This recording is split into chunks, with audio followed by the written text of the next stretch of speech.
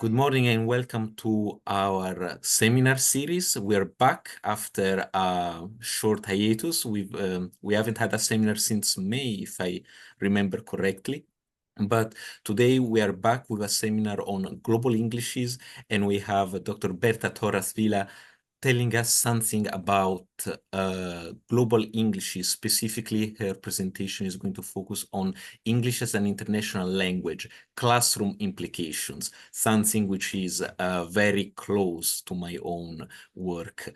I would like before we begin, I would like to remind everyone that we are recording this session. It will be uploaded on YouTube. So if you would prefer not to be recorded, that's all right. You can just turn off your cameras. You can just turn off your microphones. If you have any questions, you can write them in the chat if you don't feel comfortable with speaking up. And the chat is not being recorded, so I will just read your questions if you prefer it that way. But now that we've said all this, I believe we can start whenever you want, Berta. Thank you so much for being here today. Thank you, Paolo. It's a real pleasure. I'm so glad to be part of this series of seminars, basically to spread the word about something that I believe in very much. Okay.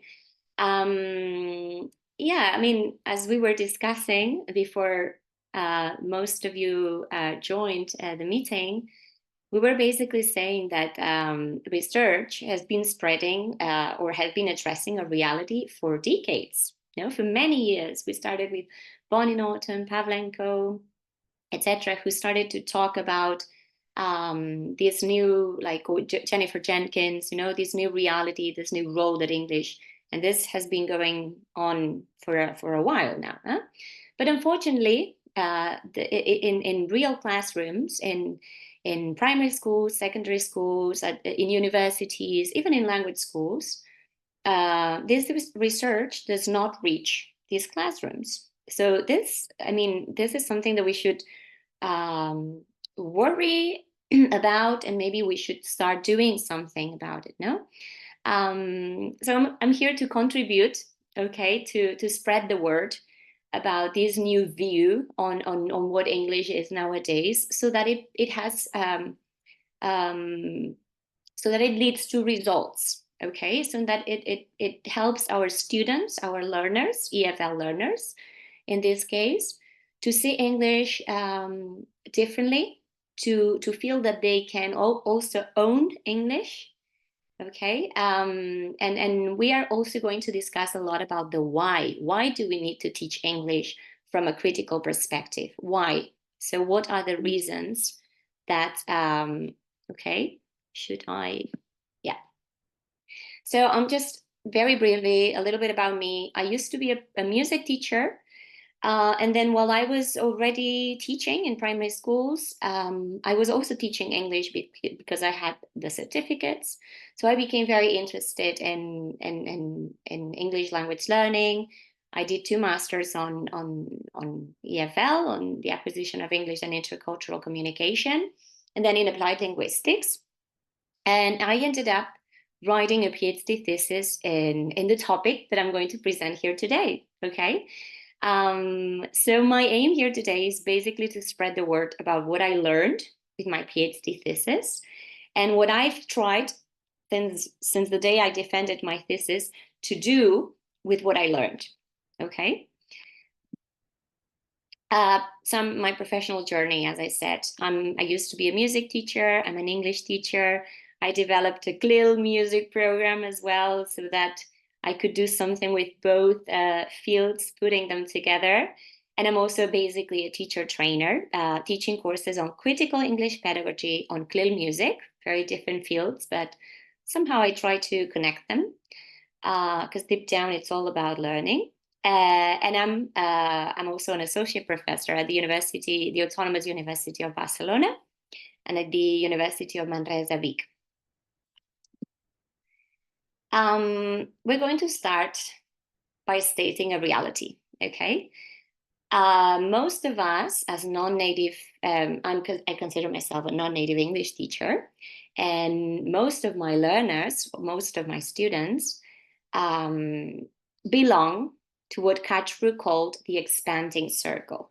Okay, so Katru, this researcher, distinguished between the inner circle countries, the outer circle countries, and the expanding circle countries. As we can see, the vast majority of people who use English nowadays belong to the expanding circle countries.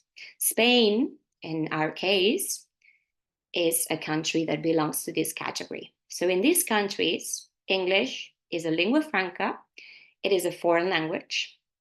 It is used for diplomacy, scientific research, international organizations, and it is basically used in international settings for tourism, etc., etc. And most of the learners that we have in our classrooms nowadays want to learn English because of these situations. Okay, we might have one student who is planning on moving to London, let's say, who's planning on moving to Edinburgh. But this is not the majority of students that we have, of the students that we have. So again, most of the English speakers nowadays belong to the expanding circle countries. It has been named a lingua franca, a global language, an international language.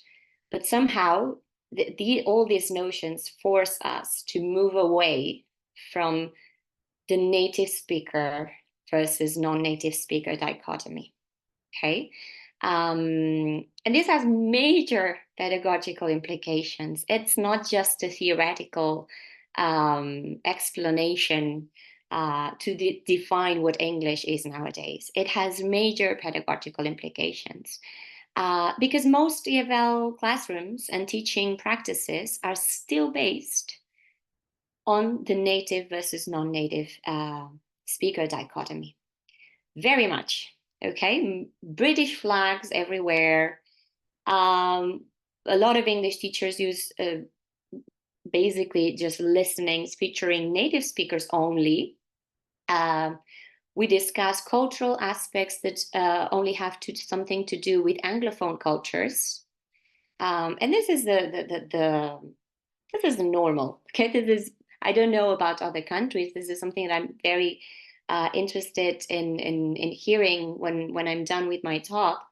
But in Spain, that's the situation. No, you enter an English classroom and we see British flags or American flags because it's usually these two cultures. Let's wonder why. Yeah, so this is something that we should reflect upon. The native versus non-native speaker dichotomy. This is an image that I created on the basis of current numbers. And now, as we can see, the proportion of native and non-native speakers should invite us to reflect. Okay. I always ask my students, always, who are you going to speak English with in the future? What situations do you envision for your future? Why are you here? Why do you want to learn English? And most of the situations that our EFL learners will find themselves in basically will involve conversations with other non-native English speakers or users, as we will see. So my question is very simple. Then why are we still presenting the native model as the objective to achieve? And research shows actually that it's not, first of all, it's not realistic. It's not constructive. It's not helping students. On the opposite, okay. And it does not help learners to become invested in the learning of this language. We will see that the notion of investment has so much to do with who they are, who they want to become, okay. Dreams, projects, future projects. My students want to talk to a person from Finland or a French person or someone from Indonesia or a Chinese person. And most of the people nowadays in these expanding circle countries are interested in learning English because of these situations, because of these international encounters, to improve in their professional fields, whether they are lawyers, doctors, business people, teachers, researchers, etc. So on and so on. Huh? So I also wanted to include this percentage. This is like the percentage of conversations that involve only native speakers. Okay, and this is something that needs to be. This is something that we as English teachers need to have in mind, and this is something that we need our learners to notice about the world. Okay, most importantly, I think it's all about helping them to see this reality and understand this reality. The distinction between the English user and the English speaker. And this is very, very important because conversations about identity, as I said before, are needed and very urgent, urgently needed. We need to talk about how we feel when we use a language that's not our mother tongue. And I always share this with my students. Sometimes I'm it's absolutely fine that I don't feel as comfortable using English, speaking in public, um, as I feel when I use my mother tongue. It's absolutely natural. And sometimes when you share these feelings or even like emotions or realities, how you feel, how you used to feel when you started learning English, Berta. And this is something I share a lot with my students.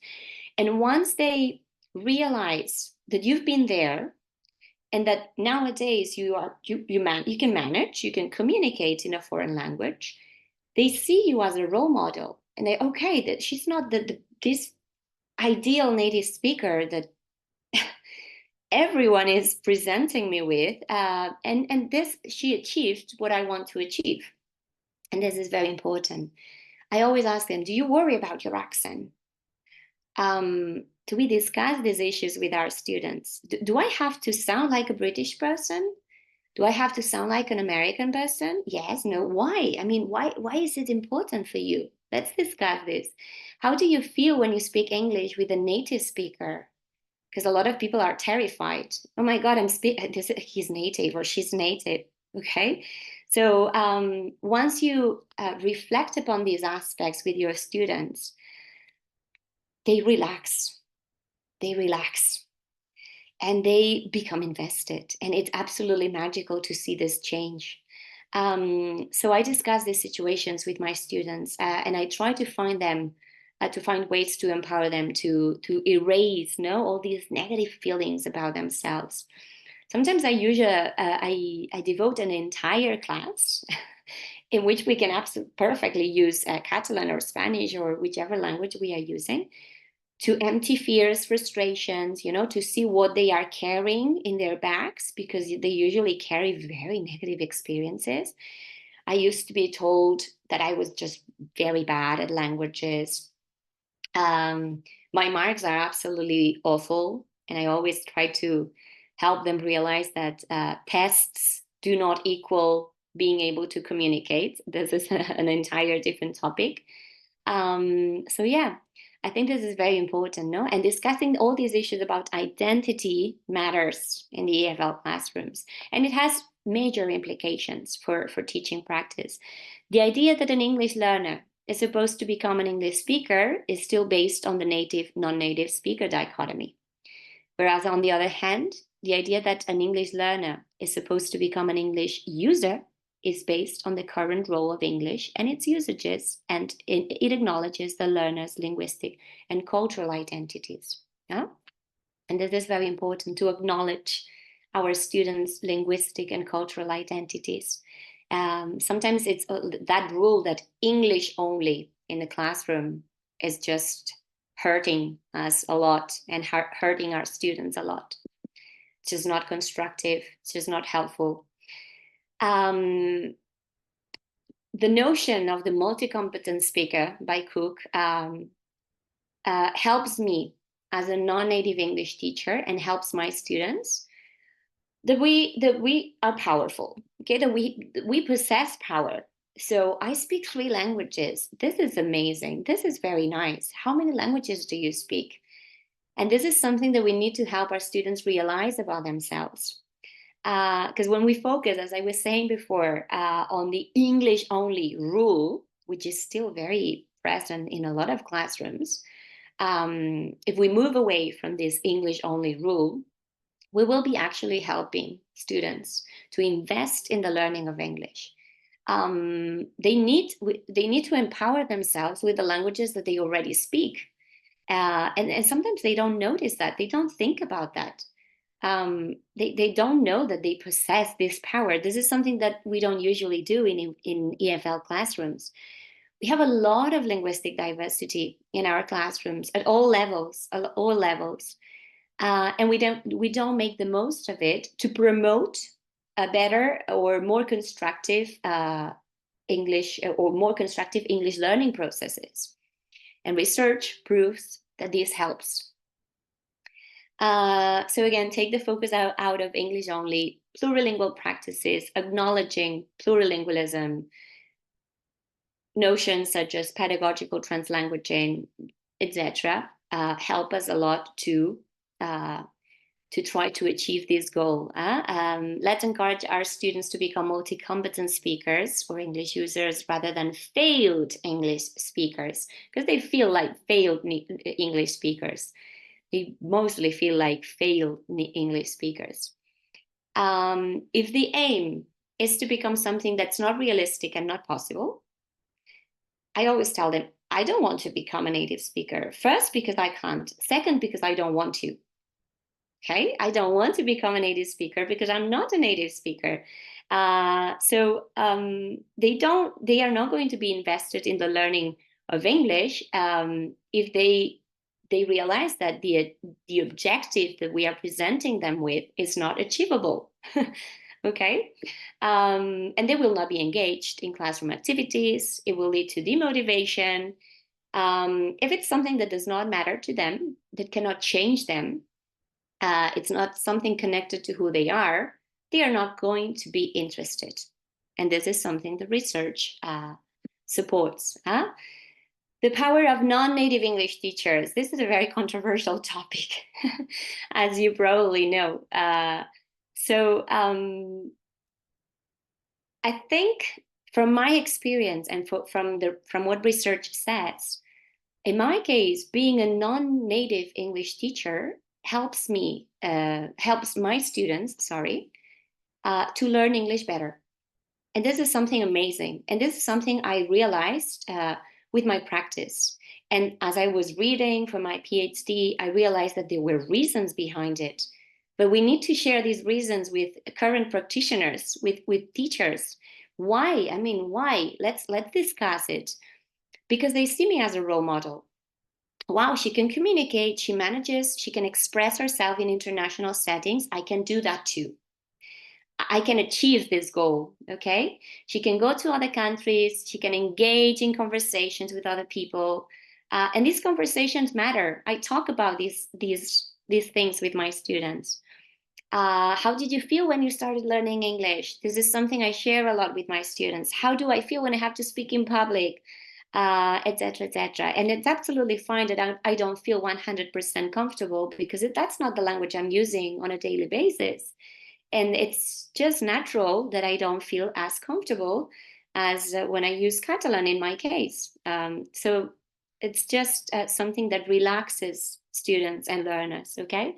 First, they are an example of successful foreign language learning, non-native English teachers. They might be better at teaching since they've gone through a learning process themselves. They are usually very well trained and they are required certain certificates or university degrees.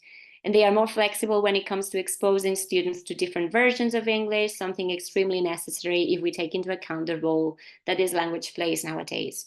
This is like a summary of compilation of what I extracted from my PhD thesis.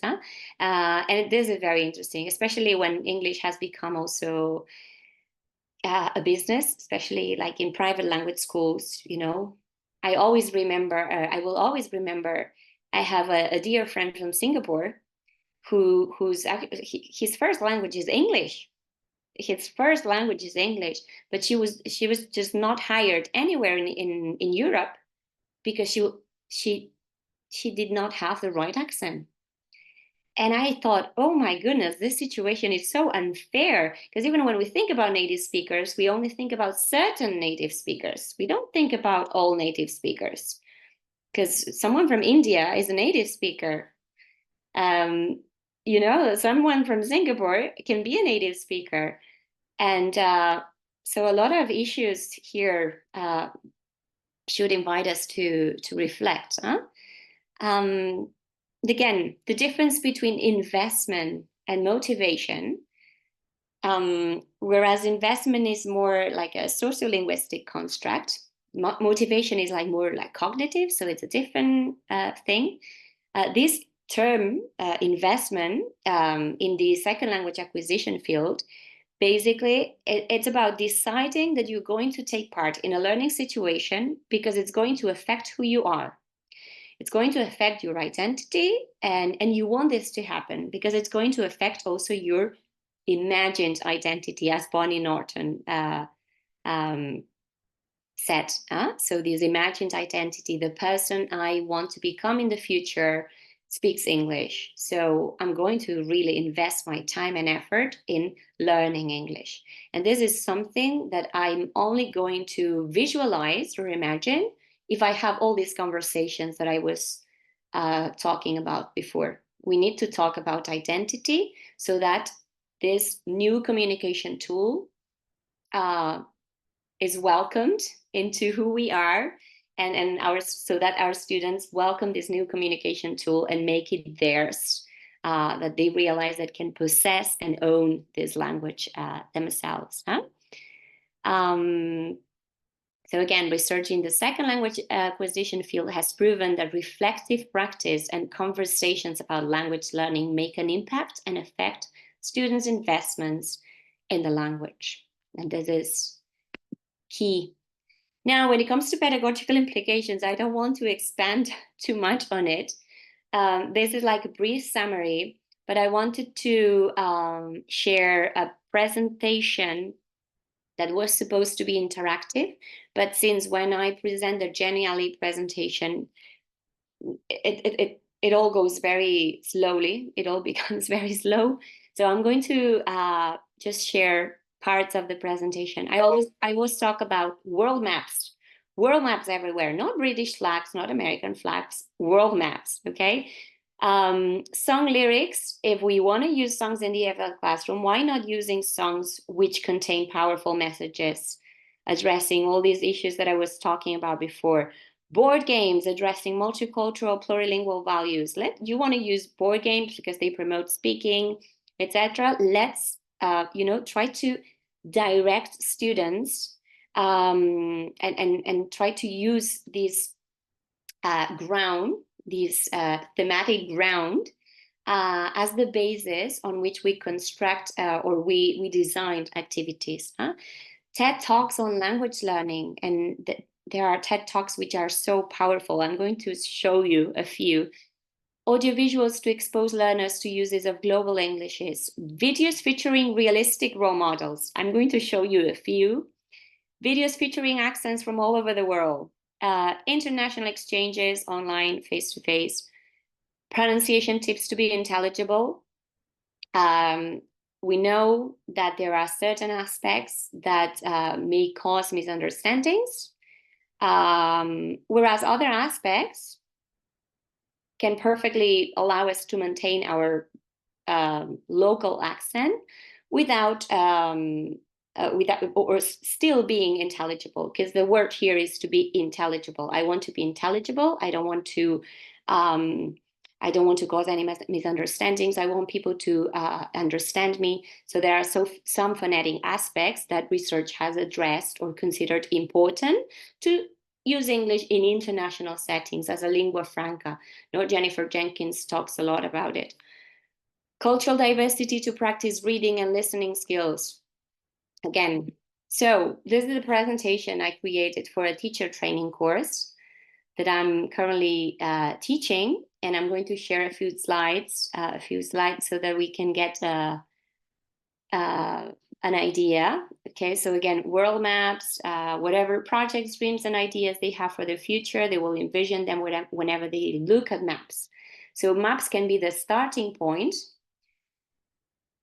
for many activities, for speaking activities, for discussions. Apart from this compilation of resources that I have, I also have like a booklet of activities that I designed in order to discuss or use these resources in ways that help our learners to see English from a different perspective.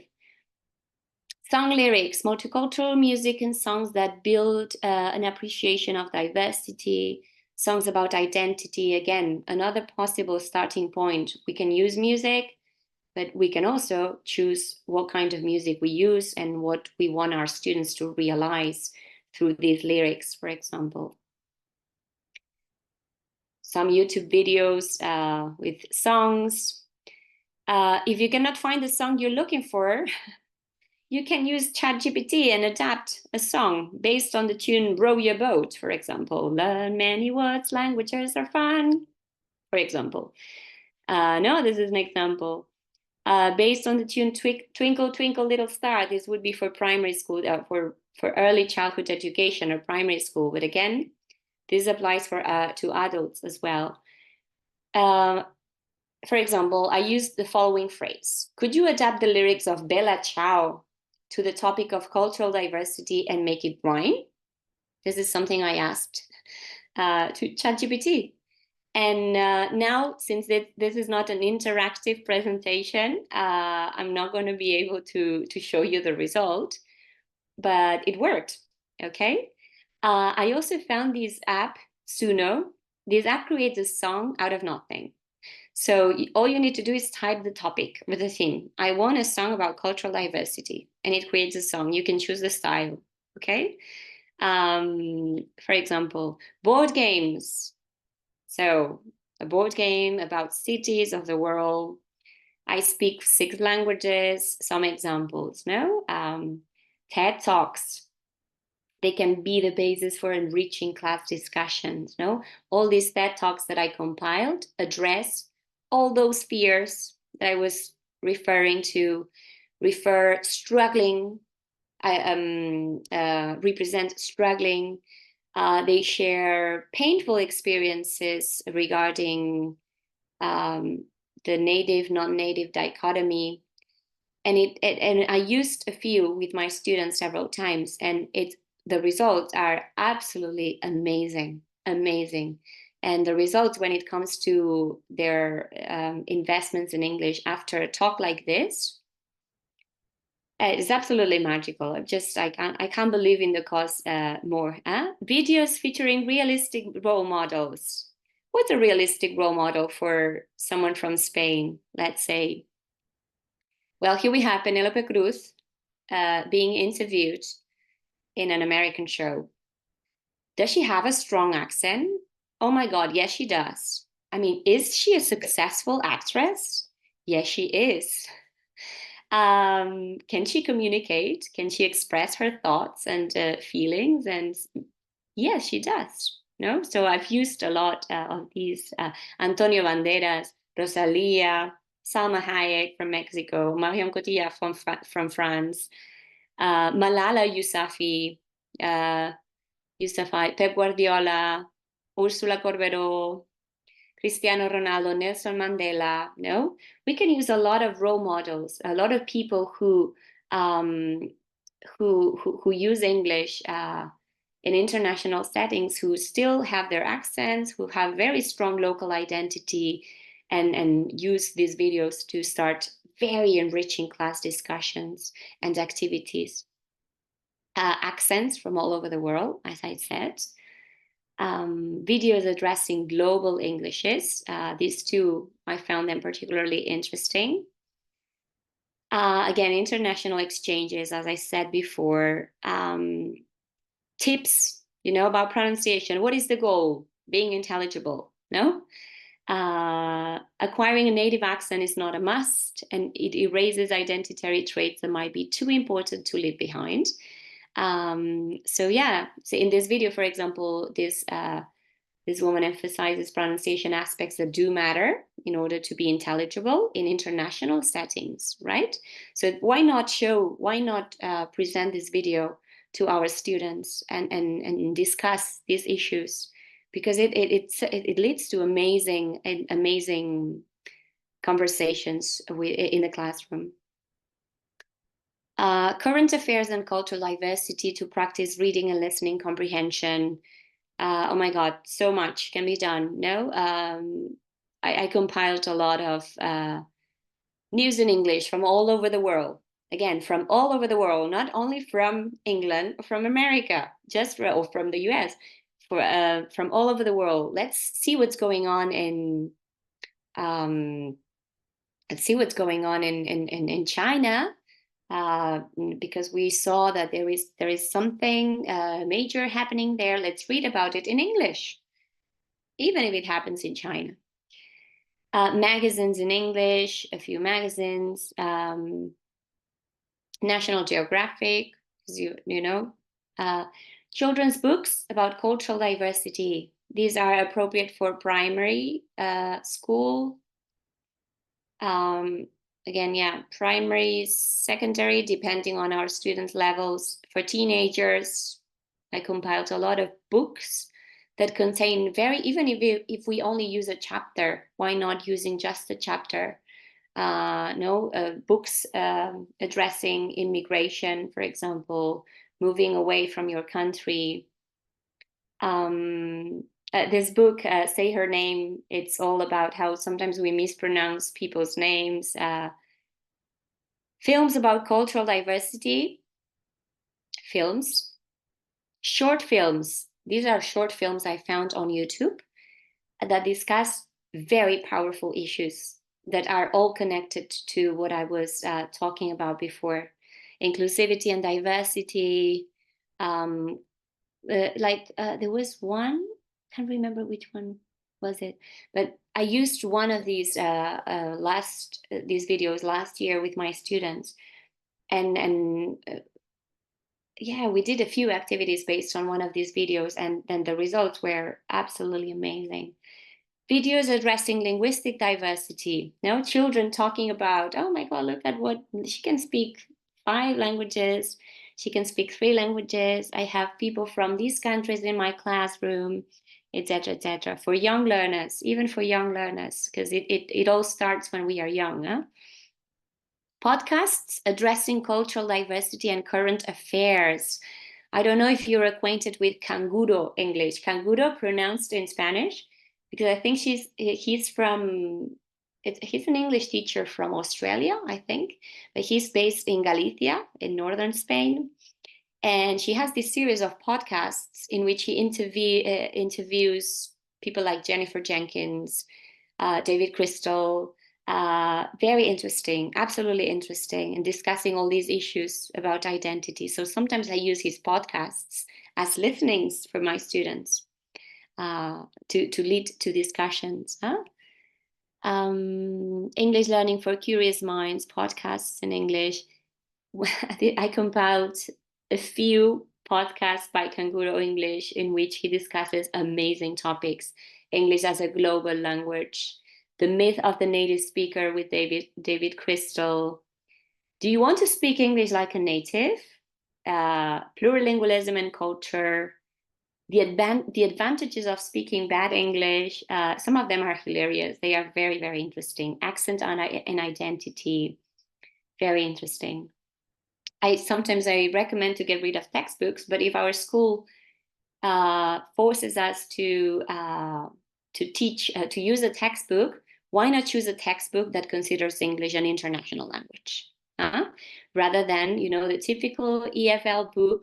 And this is something that would be very interesting to discuss with you, because I'm sure, like most most textbooks to teach English as a foreign language, they don't still, most of them, I would say that they don't incorporate this international view on English. They are still very much based on Anglophone cultures. So this is something that I recommend. And then I compiled a lot of resources that we can find on the internet. Okay, so free resources. This is from Canguro English, I think. Tasks, This was this was a website set up by Dr. Bonnie Norton. Plenty of language teaching resources based on different countries, cultural realities and linguistic diversity. Tasks already designed to discuss plurilingualism and multiculturalism in your English class. Everything is already prepared. Videos. What is plurilingualism? Let's find out through a personal story. No, it can lead to very interesting situations in our classroom. Very simple song sharing how to say hello in different languages. Children's stories in 5 different languages. Further content to use as the basis for discussions, interesting videos and talks. Teacher training in plurilingual approaches to foreign language learning. This is something that some colleagues of mine from the Universidad Autónoma de Barcelona created, and it's worth checking. I can share the presentation with all of you, Paolo, if I wouldn't mind, huh? And then maybe the interactive one is going to include the links and everything, huh? Pedagogical translanguaging, this is like more research-based, but I thought it was worth including. Let's make the most of multilingualism. A wonderful video with ideas and reflections on the importance of pedagogical translanguaging in the classroom. And this is a booklet that I was referring to before. And maybe I can just show you, I don't know if this is going to work. I think maybe, well, here we have the references. So maybe before I finish, I'm going to stop sharing. I'm going to stop sharing. I'm going to share the booklet that hopefully, where is the booklet? Here. Just so that you can get a broad idea of what we can do with interesting resources that we find on the internet. That's it. Hope you can see it. Yes. Yeah. So this is part of a teacher training course that I created. And it's basically for primary students, but also for secondary students. And it can also be used. I use it with university students as well. Huh? So if you see a P, it's for young learners.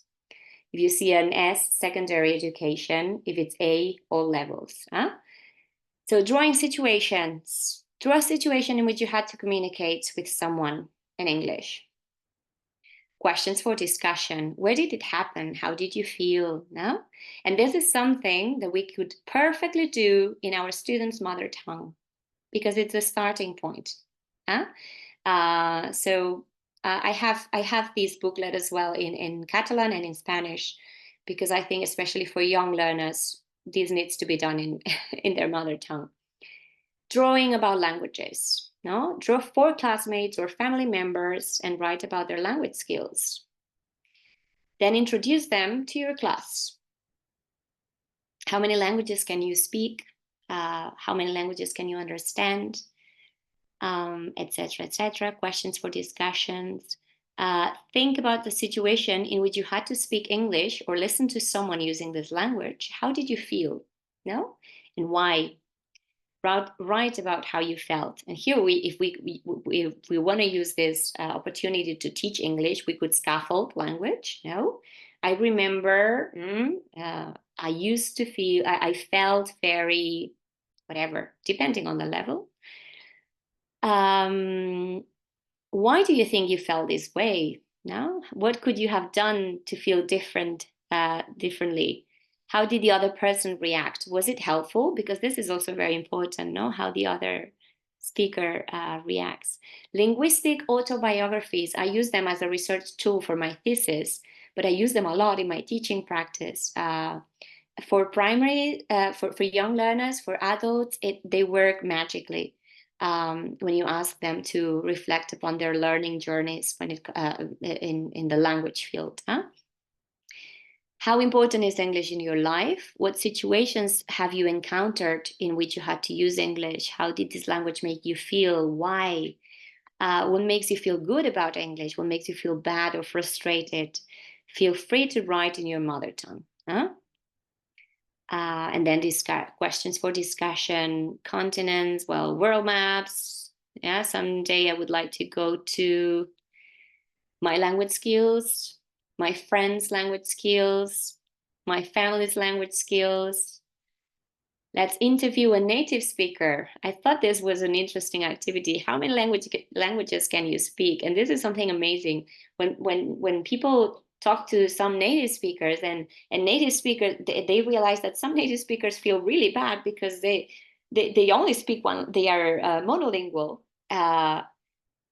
These multi-competent speakers that we have to teach.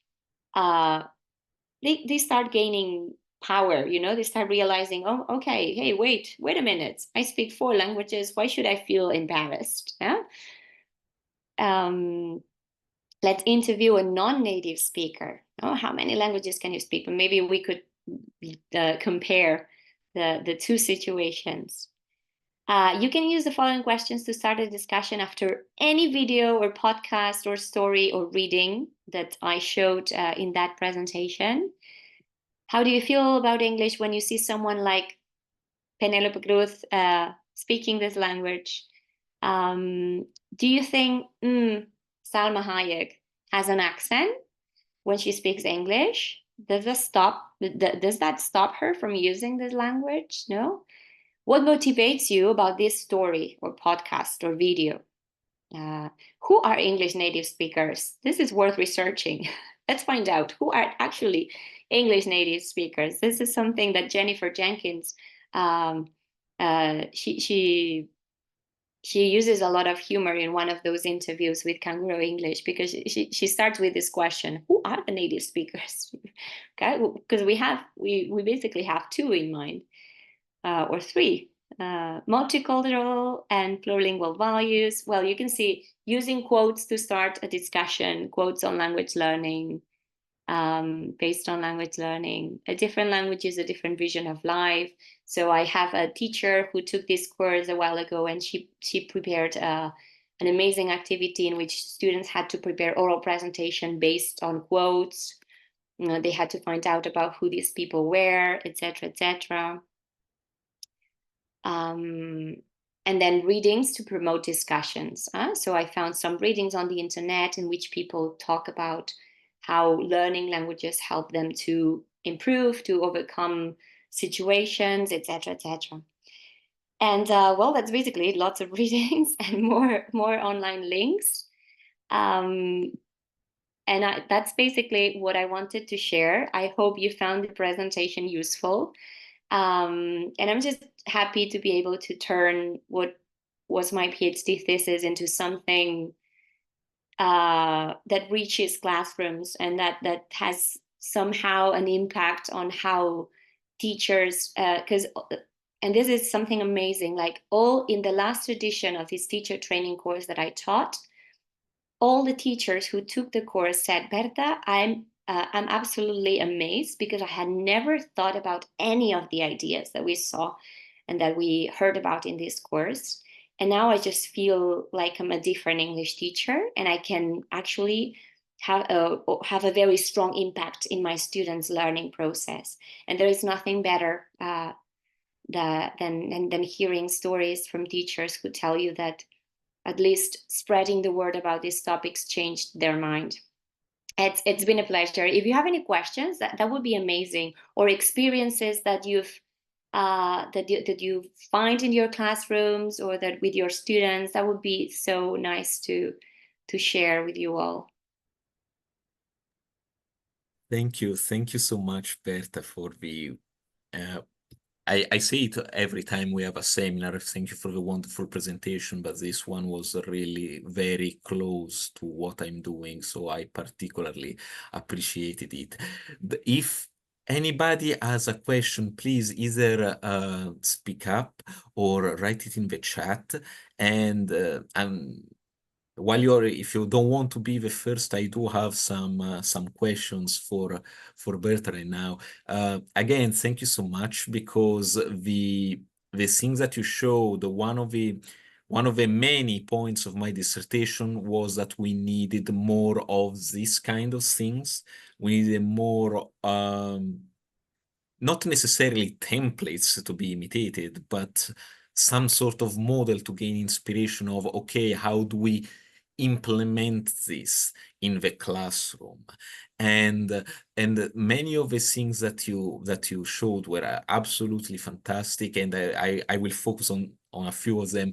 But one that interested me was, you talked about the use of audio visuals containing global Englishes, and that's something very interesting. You showed the TED Talks, you found all those elements. I don't know how much time went into this. I'm assuming a lot of time went into this. And one thing I want to ask is what you would say to the participants of my study, because the participants in my study, they were ELF aware teachers.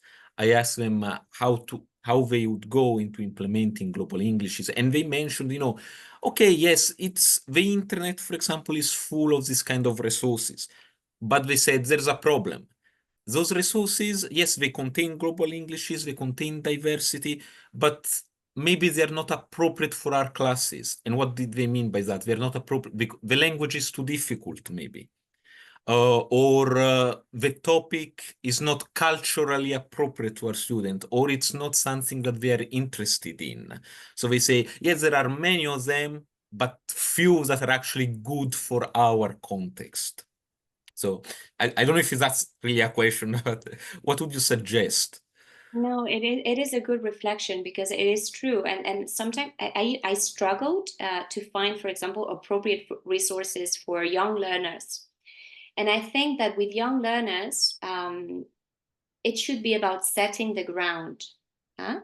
Little by little, because what I found is that, especially like for students who, because I don't know the situation, and but even adults here or student teachers that I'm teaching to at university, their English skills are not good. Okay, so even if they are adults, they struggle with English. Future teachers who, some of them might want to become English teachers, but most of them, they are not planning on becoming English teachers, but they struggle. So I think that starting with discussions, even sometimes as I said, I devote one class, two lessons to discussing issues about why they want to learn English, why they find this communication tool might be helpful for their futures. And so I think that this is one thing, maybe starting with discussions in which the language should not matter that much, okay? And that would be one possible solution. And then, as I said before, scaffolding and finding the appropriate resource is the teacher's responsibility to adapt. I adapted a lot of those readings that I have in that booklet were adapted from the internet. I simplified language depending on your student's level. So we can use a very complex video with adult learners, and maybe we could only focus on a 5-minute chunk. Why not? That contains powerful ideas. If we are really like, if it's about using that chunk to, to extract language patterns, or like to work on from a more uh, like use it to teach the language, let's say. But I think that EFL teaching should also nowadays incorporate this other aspect, no? That English teaching should not only be about English teaching, it should also be about Yeah. encouraging, huh? And Because and they agreed with that, yeah. exactly, encouraging, because I mean, let's face reality. We don't have enough hours to prepare amazing English speakers or users. We don't have this power, and we need to help our students realize that the power is within themselves. If they want to learn English, they will have to invest time in and outside the classroom, and they have to engage to use resources that at their disposal that we have on the internet. They can listen to music in English, but it's a decision that they have to make. And in order to make this decision, uh, the teachers are there to help them to Right. make this Yeah. decision, because it's not all about you're going to learn English because you're with me 2 hours every week. No, you're going to learn English because you want to learn English, and we need to help them realize why they want to learn English. So it should be about teaching, but also opening their minds. That's And how I yeah. see it. No, this was that was actually something that my participants really banged on quite a lot. They really agreed with this perspective. Yeah, absolutely. And thank you so much for the answer. I actually had another question, which was related to the fact, and I was really impressed by the fact that you had so much material covering young learners specifically, because that's an area which, as far as I understand, is not really that well explored. And that's actually something that worried some of my participants because they believed that they couldn't really expose some of them, not all of them, but some of them believe that they couldn't really expose their students to diversity, to diverse accents, diverse varieties, for example, unless the students had already assimilated the standard. What what do you think? Um, Honestly, I think that all these changes will take some time. And Mhm, for example, I teach English to future early childhood education teachers. And I have this course which is titled Teaching English. And when they ask me, should we start teaching English when children are 2? mhm, My answer is it's not a priority. That's my answer. It's not a priority because if especially in contexts that are very um, linguistically complex or heterogeneous, yeah. if we have a lot of diversity in the class and a lot of our kids don't are not acquiring the country's language properly. I mean, should we actually be adding another Mhm, language in this? Let's consolidate first what should come first. And then, if we start implementing quality in English language teaching at later stages, it will not be too late. And that's how mhm. I see it. Yeah. It's better to do things with quality.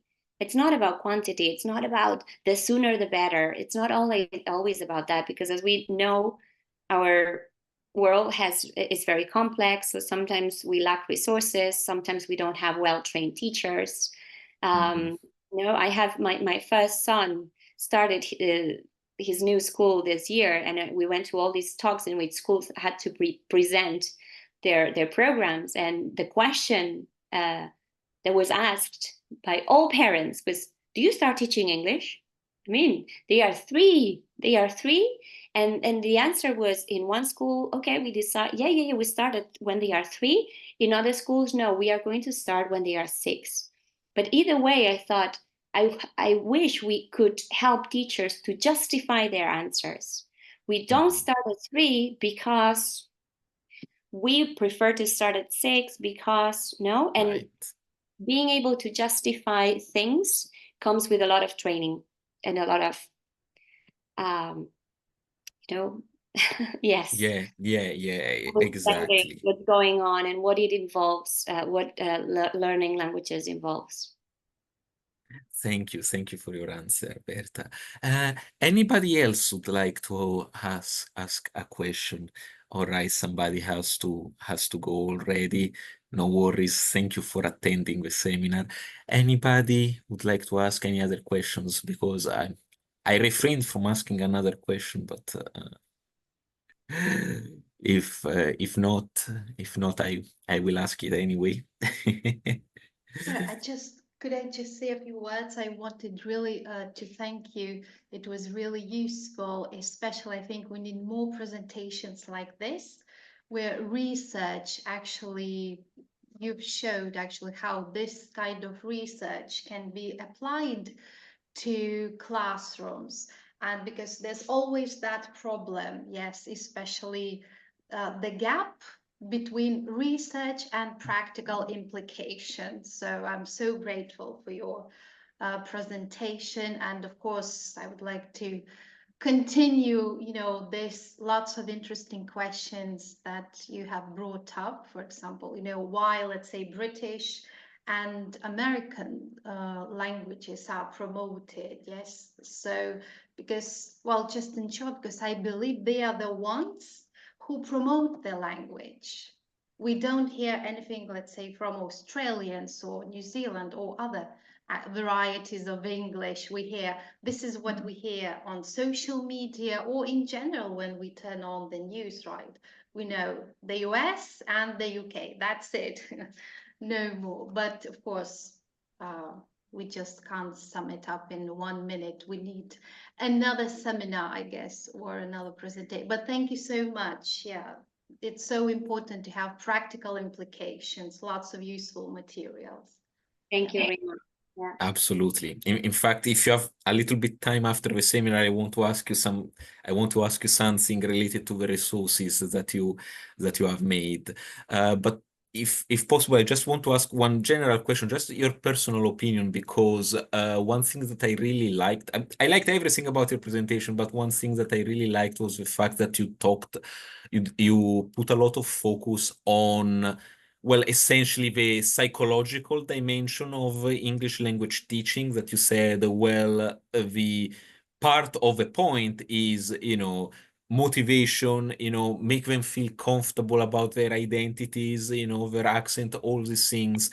And my question is, maybe it's a little bit weird, but do you think there is enough research discussing this in global English specifically? I mean, I know there is research that talks about, oh yeah, for example, ELF is good for these things. There is research about that. But is there enough research like going into how this can be achieved, looking at the classroom implications of this?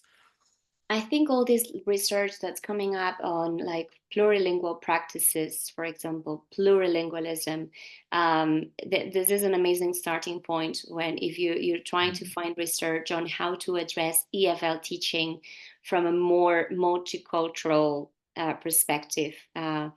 And I talked a lot about linguistic diversity. So again, it's very much related to plurilingual practices in the classroom. Taking the focus out of again English only, because we can start teaching English by also looking at the other languages that we speak, and like seeing words in the different languages that we speak. And this is something that can be done and should be done in the English classroom. Why not? So plurilingual practices, or these like translanguageal pedagogical translanguaging. I went to this conference a while ago in Granada, and there was Zenoth, I don't know, this researcher from the Basque Country who is an expert on pedagogical translanguaging. And that's when I added that book by her to the presentation. And I can't wait to read it because from what I heard, it contains a lot of practical implications. So I think the starting point when it comes to research nowadays is because there's a lot of research on global English, English as a lingua franca. Bonnie Norton focused a lot, Pavlenko focused a lot on the role of identity when we learn, and she already started discussing all these like emotions and the sociological aspect, the sociolinguistic aspect behind any language learning process. So I think the research is out there, but what we are now entering is a new phase in which people need practical resources or ways to do this in the classroom. And I think it lies in the word plurilingualism, I would say. Right. I see. Thank you so much. I will definitely look more into it. And again, absolutely wonderful presentation. Do we have any questions in the chat? Otherwise, I think we have taken already so much of our guests' time.